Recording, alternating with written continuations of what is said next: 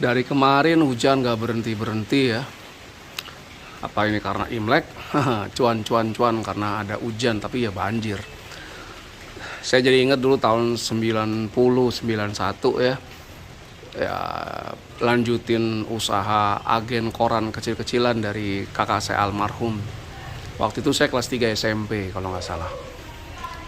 Setiap hujan itu ya hujan tuh berkah dari Yang Maha Kuasa ya, sebetulnya benar itu nggak salah. Tapi bagi agen koran kecil dan loper koran, hujan tuh kadang jadi semacam bentuk kesedihan ya. Kenapa? Saya mengambil koran itu di daerah Sungai Bambu, Jakarta Utara ya. Dari rumah sekitar kalau naik kendaraan umum ya sekitar 20 sampai 30 menit ya. Saya subuh sholat kemudian berangkat sekitar jam setengah 5 ke agen koran. Nanti sampai rumah jam 6 lah.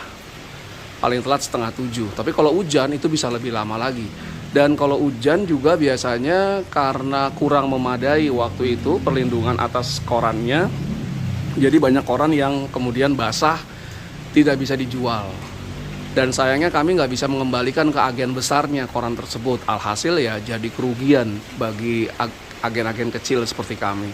Kemudian juga biasanya nanti penjualan di agen kecil saya itu katakanlah 65% atau 60% itu berdasarkan langganan. Sisanya itu dibeli bukan pelanggan ya, yang beli sekali-kali saja. Kalau hujan itu biasanya apalagi kalau hari libur ya, hari Minggu misalnya, itu orang-orang lebih banyak berdiam di rumah, entah nonton TV lah, makan Indomie gitu ya.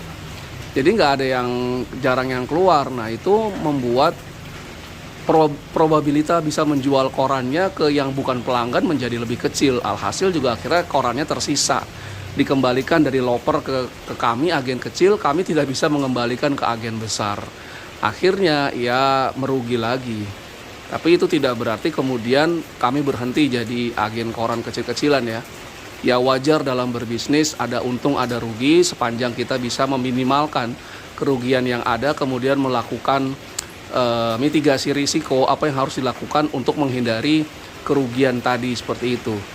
Namanya hidup tidak selalu ada yang enak, selalu ada rintangan, tapi kalau ada rintangan kemudian kita akhirnya malas, berputus asa, ya itu bukan manusia yang baik ya.